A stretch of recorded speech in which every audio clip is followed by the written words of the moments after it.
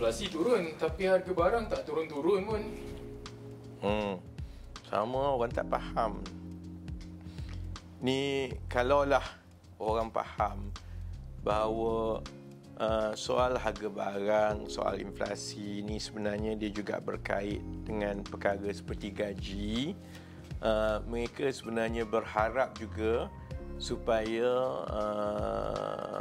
konon harga barang ni kerajaan kena turunkan semua ni. Dia sepatutnya berfikir, kalau semua aku kerja kat company bayar gaji aku. Tapi kalau hari ni company jual satu barang tu RM5, tiba-tiba kerajaan paksa dia turun sampai harga RM3, macam mana company tu nak bayar gaji aku lepas tu?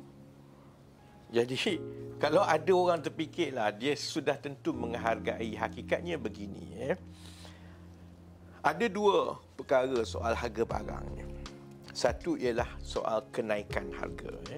Yang kerajaan boleh kawal ialah memastikan untuk mengelakkan kenaikan yang mendadak. Kerana bila kenaikan itu naik mendadak, itu akan menyebabkan wang dalam poket rakyat itu tak cukup dah nak tanggung. Kerana gaji takkan naik secara mendadak macam harga barang naik mendadak ni. Okey, itu yang pertama yang secara makronya.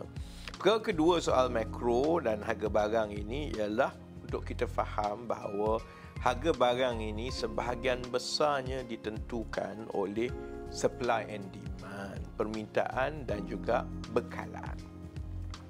Kalau bekalan itu tidak mencukupi, maka akan timbul permintaan yang dia tak boleh penuhi, maka orang sanggup bayar lebih tinggi. Jadi sebab itu yang kerajaan boleh buat ialah untuk pastikan bahawa bekalan-bekalan itu diberi tumpuan supaya ada lebih banyak persaingan dan ada lebih banyak bekalan. Bila lebih banyak bekalan dan persaingan, itu akan menurunkan harga barang lah. Kerana kalau satu peniaga nak jual mahal sangat, ada satu lagi peniaga yang lain yang sanggup jual murah sikit, orang akan pergi ke situ. Inilah konsepnya di sebalik contohnya menu rahmah, konsep rahmah. Inilah juga konsepnya bila saya kata dahulu, kita sebagai pengguna perlu memainkan peranan kita sebagai pengguna. Kalau kita rasa kedai itu memang tak masuk akal, ni saya tengok dalam kandungan TikTok, ada orang duk marah-marah soal apalah jual banyak ni mahal sangat gini. Mudah je daripada duk marah kat TikTok dan sebagainya, kita elakkan lah pengguna-pengguna kedai-kedai yang macam itu kan. Baik. Ada orang tanya, habis kenapa kerajaan tak kawal harga barang?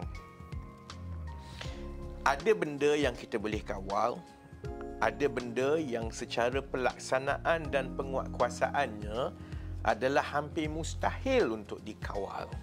Sebab itu orang duk tanya, ini tak ada penguatkuasaan, tak ada penguatkuasaan, tak ada penguatkuasaan. Kita kena faham lebih mendalam sikitlah tentang beberapa teori ekonomi kan.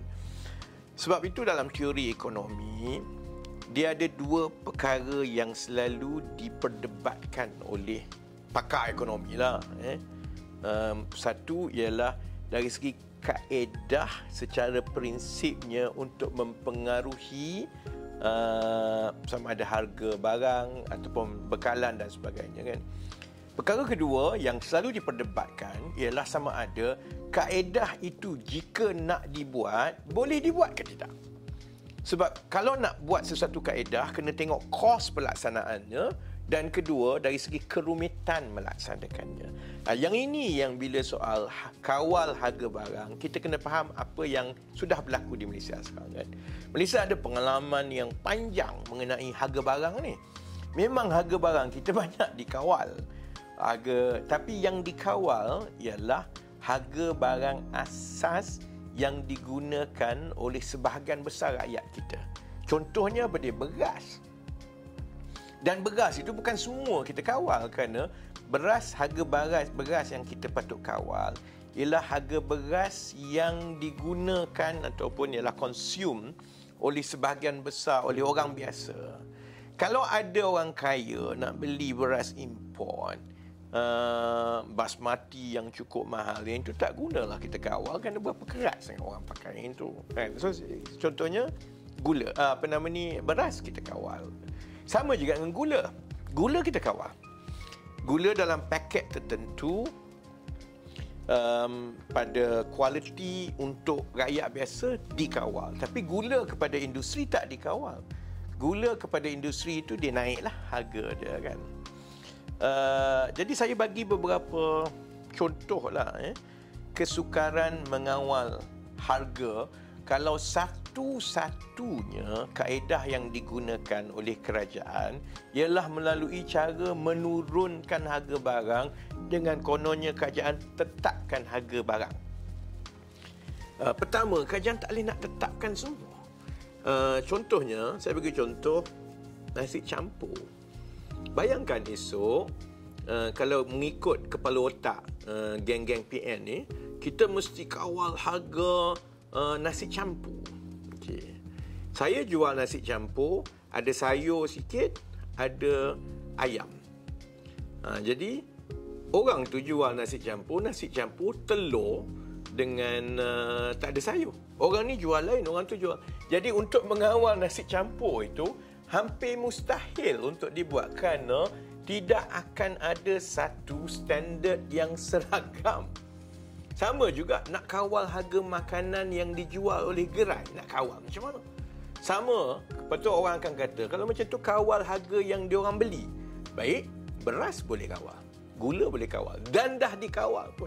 Dan bila dikawal itu, kerajaan habiskan berbilion ringgit bagi subsidi tiap-tiap tahun.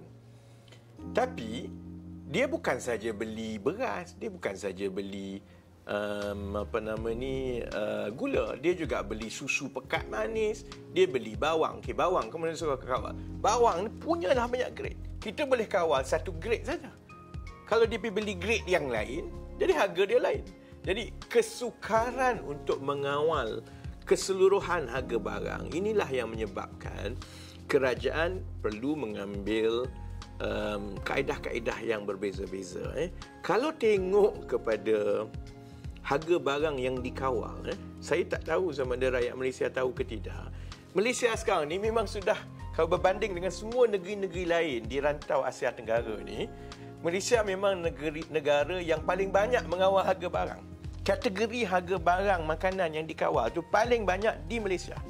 Di negara lain tak ada macam kita kawal semua ni kan. Tapi kita juga dah tahu sehingga sekarang bahawa kaedah menetapkan harga barang semata-mata itu je yang kerajaan kononnya nak buat, is no longer sustainable for a few reasons. Satu, kita tahu kesukarannya kerana barang ni tak seragam. Jadi dia ada had yang macam mana kita boleh kawal. Yang kedua, bila kita kawal, dia mula berlaku penipuan. Contohnya, minyak masak yang kita kawal untuk pergi kepada orang miskin, pack 1 kilo semua tu. Akhirnya orang lain yang kaya raya, yang ada, pam-pam sendirilah, yang duk ambil, yang sepatutnya sampai kepada orang biasa, tak sampai kat dia. Jadi penipuan itu berlaku besar. Penguat kuasa, orang kata, kenapa tak kuat kuasa kan? Berapa ratus ribu orang yang kita nak gaji untuk jadi penguat kuasa ni? Sebab bagi setiap penguat kuasa tambahan yang kita kena lantik, maka kita kena lantik gaji lagi. Gaji itu kena kutip cukai, bayar gaji kepada lebih banyak penguat kuasa, maksudnya lagi kurang duit untuk bayar subsidi makanan. Something has got to give, kan? Jadi sebab itu dia tak boleh bergantung kepada kawalan harga semata-mata, kan? Yang kita tumpukan ialah pelbagai cara. Kita kekalkan kawalan harga, tapi kita juga tahu bahawa kita kena perbaiki industri makanan, industri bekalan, industri agrotani, supaya lebih banyak